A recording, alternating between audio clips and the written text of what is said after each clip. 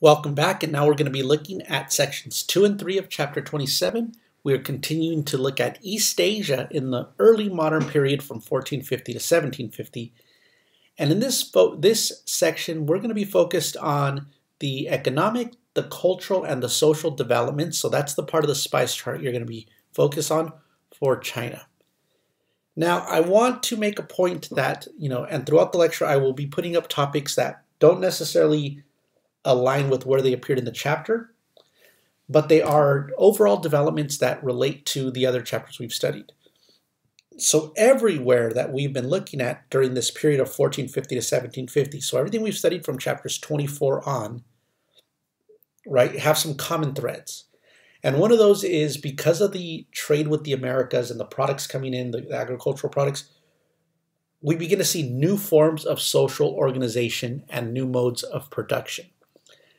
Productive systems continue to be centered around agriculture, but we're going to see that transform.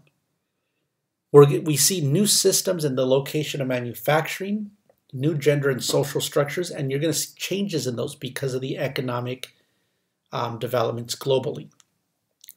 Economic growth everywhere, including in East Asia, is going to depend on new crops from the Americas and new commercial patterns that have been emerging with the rise of the new global trade networks that had never existed before this period. So political and economic centers are going to shift in many regions, and we're going to see that happen in East Asia. And then merchant social status is going to rise in many regions, but we're going to see that in China, a merchant's social status is not going to rise. Their social status will remain the same, but their wealth will grow, and that will create new opportunities. We're also going to see continuity in forms of legitimacy. And one of those continuities is patriarchal families. China will continue to have very patriarchal structures, families where the males are the dominant ones. And in China, filial piety is the cornerstone of family values. And this is an ancient Confucian concept. Filial piety is this relationship that you have within your home. And you could see in the picture in the corner, the lower corner picture, you see a person pulling around their elderly parent, right? So, and then you see a man kneeling before his elderly father. So the concept of filial piety is this responsibility and your role within the family, that the elders are the ones that are respected the most. There's ancestor veneration of the male lineage of the family. So the male line is more important. And because you have these male ancestors that you share with other families, there's extended patrilineal families that get organized into clans throughout region, right? So within your clan, which is like an extended family, think of all your primos and tios and compadres and everyone in that network, right? If someone in that clan does well, succeeds, it raises the status of the entire clan. So there's a lot of looking out for people as well. But it was very patrilineal and patriarchal. Confucian principles subjugated women because a son is responsible to his parents. And then from the father, right, within the family, the father is the head. Then it goes to the oldest son, right? And the younger siblings are supposed to listen to their parents, to the father above the mother, and then to the older sibling above their other siblings. And women have to obey their husband and his parents, not her parents. Once she gets married, she now moves into the male household. So marriage was contractual, and a woman joined the man's household. And this is why you saw practices emerge in China of female infanticide, of baby girls, if a family didn't have a lot of money, would be left to die or sometimes be prematurely put to death because they wanted a son. Because to have a daughter means you're going to spend your whole or her whole early life raising a daughter, feeding her, clothing her, doing all these things. And then once she gets married, somebody else is going to benefit from having her. So there's no one to take care of you if you had a daughter and no sons. So sons are more favored. So people would want to make their daughters more attractive through practices like foot binding that started off with the wealthy women, but as the population grows and as people are trying to marry into wealthier families, they want to make their daughters more attractive to, a promising family. So you begin to see an increase in the practice of foot binding. And of course, if you're able to bound your feet and not really walk, you're able to say, look, we have enough status where our daughter doesn't have to work. Very inhumane practice. You can see the photograph there. That's a real photograph showing a pair of unbound feet, right, which are normal. And then how when a foot from an early age is bound in bandages and broken into shape, how the foot grows to deformity. These are the foot of adult women who are never going to be able to walk correctly because of this patriarchal practice of a woman just needing to be there ornamental for her husband. And if you had wealth, then you had servants that did the work for you. So that practice of patriarchy is going to continue in China. We're going to see some changes economically come about. American foods are going to become the staple. And so like we saw in Europe, the introduction of the potato in Northern Europe, and as we see manioc in Africa, American crops are also going to have a big impact in Asia. They're going to be able to be planted in previously uncultivated lands. So in China especially, maize, the sweet potato, and peanuts all become very important parts of Chinese diets. Sweet potatoes today are what a lot of people who live, very, very poorly, they live off of sweet potatoes or off of corn. These are staple foods even to this day in the poorest regions of China. So the introduction of American crops, like everywhere else, is going to lead to a population growth.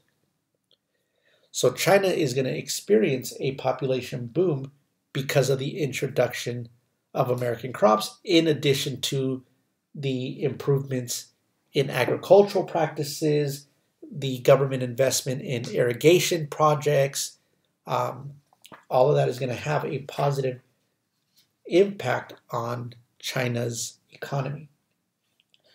So the population is going to grow rapidly from about 100 million in 1500. It's going to grow to 160 million, so almost double within 100 years, right? There's going to be a rebellion, so you see a little dip there, right? There's going to be a rebellion where it's going to dip because of rebellion, because of famine, but then it's going to grow again. And by 1750, it's going to have we're going to see 225 million people in China, which is going to be the most populated region in the world. So traditional peasant agriculture is also going to increase, not only because of new crops, but there's also going to be an increasing demand for silk during the Ming Dynasty. You're going to see this demand as European countries start to get more wealth and want more luxury goods. That silk is going to start to be assigned to private factories. Prior to this, silk production was a state-guarded secret, and only government workers were allowed to make silk in China for hundreds and hundreds of years. But with the increased demand, they begin to allow private factories to make silk. Other regions begin to specialize in cash crops for selling at market. And this growth in trade is going to require a new form of money, and that's going to be silver. So you're going to see an increase in demand for silver. Cotton production is going to increase, and it's going to start competing with silk. So China is going to engage, between the Ming Dynasty and the Qing Dynasty in foreign trade, right? It's going to continue to see a high demand in its luxury goods like porcelain wares and lacquer. So that picture you see in the middle, that is of lacquer furniture that is beaded with pearls. Chinese silk, like that silk fabric, silk art is still in high demand. That vase you see there, that vase just sold recently. This is a vase from the Ming era, from the Ming Dynasty, and it just sold at an auction, I think, for $70 million. Okay, so some of these luxury goods are still in high demand. So China's going to engage in trade Um, we talked about before under Yongle going into the Indian Ocean, right, trying to establish a presence with Zheng He's expeditions, reaching the coast of East Africa. They're going to trade with the Southeast Asians. Chinese merchants are going to be prominent in Manila in the Philippines. They're going to be bringing silver in from the Americas and taking it to China. They're going to set up diasporic communities throughout East Asia and engage in trade. But like I mentioned before in the previous lecture, that with this came isolation and regulation, right? We begin to see by the 1600s a change in Chinese culture and a lot of influence in foreign ideas that the government wasn't comfortable with. And so this is when they began to close off the southern parts of China. And they limited the trade of Europeans. The Portuguese were allowed to trade at the port of Macau, and the British were allowed to trade at Guangzhou. But other than that, trade was restricted. So if any Europeans wanted Chinese goods, they had to get them from the Dutch East India or the British East India Company, and usually out of ports in the Philippines or elsewhere, because the ports of China were restricted. And so another way that China fits economically into the global picture is through the globalizing networks of communication and exchange. Changing patterns in long-distance trade included the global circulation of some commodities, and one of those is going to be silver. Trade is going to facilitate the spread of religions and other elements of culture. We're going to see that in China. And the global exchange of crops and animals alters agriculture, diets, and populations. We just talked about that. So this is how China fits into the global picture. But Europeans at this time, were transporting goods from one part of Asia to another. And in doing so, they introduced silver from the America into the Asian markets, which then China wants to get a hold of. And that's going to have a big impact on China. China is going to begin to absorb a lot of the world's silver. The Ming Dynasty desperately wants silver, right? It was a hot commodity in Japan at one time. Japan was the leading producer of silver in the world before the discovery of the mines in Potosi in South America. The Chinese refused to trade anything other than silver. So it was the main focus of China's economy. Since the government demanded taxes be paid in silver, then merchants required that their goods be bought in silver. So you could see an influx of Spanish silver that's coming out of the mines in Potosi. It's being sent on the Manila galleons to the Philippines, where Europeans are using the silver to buy Chinese goods. Those Chinese goods are making their way into Chinese markets, right? Paper money is going to be replaced with silver in China. So silver, you should know this, is going to have a big impact on China because of this. And during the end of the Ming Dynasty, the concentration of silver to the Europeans is going to cause inflation. There's going to be so much silver in China that its value is going to drop sharply. And then trade is going to decrease and China's economy is going to collapse because silver had been the main focus of it when the value of it drops. Europeans find other things to begin trading, right? So this is also going to and it's also going to have an impact in Spain because Spain was the leading source of all the silver. So Spain will also be impacted by China's absorption of silver.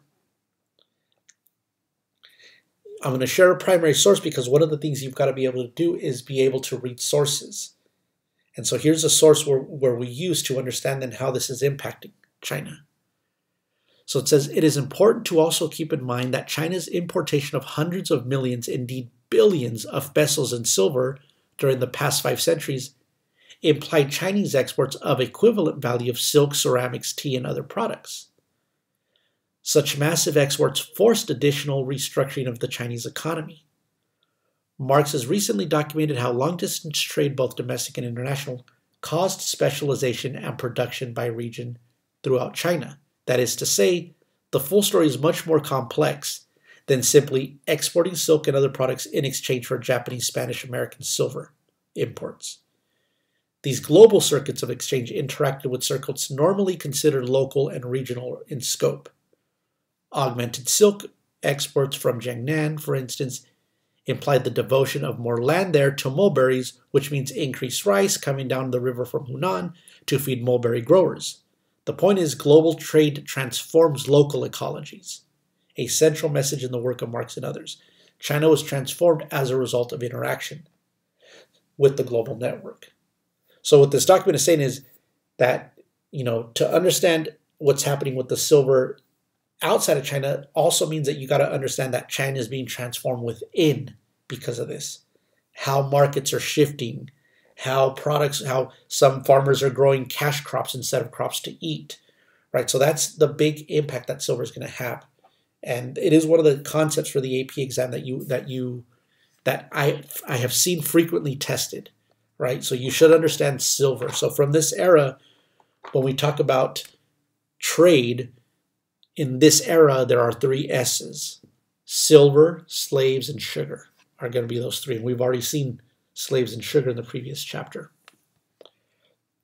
So with this wealth comes then some changes. There are new political elites. And we're going to see this is another phenomena that we're seeing happening around the world. Just like the Spaniards became the new elites in Mexico, right? The Manchu conquests are going to lead to the rise of the Qing dynasty. And the tribal-based organization of the Manchu military is going to place the Manchus at a higher status than the Han Chinese. So the Manchus are going to have the higher superior position. So be able to compare that to like the Peninsulares and the Criollos in the Spanish caste system. The Han Chinese were prohibited from learning their language of the Manchus, from intermarrying Manchu families. Native Chinese men had to wear their hair in a ponytail as a sign of subjugation. So this is an example of having a new group of people now in power, right? So this is similar to what was seen in Spanish Americas. And then the wealth creates new social elites. At the top are the emperor and his family. But because of the need for so many administrators to help govern this large growing Chinese population, scholar bureaucrats and gentry are the next highest in level. And they distinguished themselves by the way they dressed. They lived in cities, unlike landed elite elsewhere. So in other regions, right, the wealthy people owned lots of land. Here they were living in cities. They received favorable legal treatment. So they were treated better by the authorities. They were immune from corporal punishment, and they were exempt from having to pay labor and taxes when the government needed projects built. They didn't go to the scholar bureaucrat families. They went to the commoners, which were made up of the peasants, which were the most honored for their work, followed by the artisans, who had a higher income but a lower status, and then followed by the merchants, because they were considered as not doing anything productive other than making money off of other people's work. And then the military, the soldiers, and then people that were called like the mean people were the people at the bottom, the commoners, that they didn't own land. They were the lower classes. Sometimes you see, people that were beggars, and this, these are the social outcasts. They were at the bottom of the society. Manufacturing and commerce, however, did provide upward mobility. So if you were a artisan who made a lot of money, or a merchant who made a lot of money, you could use that money to educate your children, and then your children could become educated and pass a civil service exam, become a scholar bureaucrat, and that would elevate the whole clan, like I mentioned earlier. So it wasn't uncommon for people who, like someone who was wealthy, if there was someone in your family that showed brilliance, for them to invest in your education, because it would move them out of that rank and up into the higher rank. And then the last thing we'll look at is the impact on culture, and this was section 3. Neo-Confucianism, which blends elements of ancient Confucianism with Buddhist philosophy, had been had already been developing in China for hundreds of years before the Yuan dynasty takes over. But when the Ming dynasty retakes control, Neo-Confucianism makes its way back, not because the Ming were particularly fond of Confucian ideas, but because in order to educate government workers, they needed to have some foundational texts. And since these were the texts that had been used before, and there was such a high demand for government officials, there was no time to develop any new school of thought, any philosophy for governing. So the Confucian texts were the ones that were being used for the examination systems. So Confucian morality, right, about the value of person, about filial piety, about proper behavior and proper relationship and how emperors should govern, all of those continue then to become the basis of Chinese morality. Okay, the Qing dynasty, the emperors, they fund the Hanlin Academy that had started before. They study Confucian texts, and then of those of other scholars that were influenced by Confucianism. And then in the world of the arts, as merchants' profits began to increase, governments began to collect more taxes, and now there was a lot more money for public work. So taxes fund visual and performing arts in urban centers. And we're going to see an increase in popular culture, what your book called Pulp Fiction. And popular culture, pop culture means the culture of the common people. So culture was no longer just for elites. In the previous era, plays and novels and stories were reserved for the highly wealthy, literate people. With an increase in wealth, merchants that are literate want some diversion. They want entertainment. They don't necessarily want to read a lot of philosophical texts, right? They want to read stuff that's going to entertain them. So we begin to see the development of novels and of plays that are built for the sake of entertainment. And one of the most important pieces of literature at this time as literacy expands is Journey to the West, that was written in 16th century Ming China, but it's the novel of the pilgrimage of Xuanzang to India, who went to, he was a Buddhist who wanted to go study Buddhism from its original sources. He leaves without the government's permission, but when he comes back, he brings back so much knowledge and books from Buddhist scholars from India and wealth with him that the emperor forgives him for leaving, and he's one of the people responsible for really helping Buddhism spread in China. So it becomes one of the most influential books in Chinese literature, not just because it's spreading Buddhist philosophy in there as well, but because of its entertainment value. And there were other books your textbook mentioned. So just understand where this is coming from, right? Which is, again, it's happening in Europe as well with courtly literature. This is the same period people like Miguel de Cervantes and William Shakespeare are writing, right? They're starting to write novels and plays for the purpose of entertainment. China's also going to see a reintroduction of Christianity, but like before, it doesn't really take off. It does manage to win a few 100,000 converts, but that's not enough to significantly impact China. But one of the things that Christianity in China does do is it introduces European technology and knowledge that China wants to learn more of.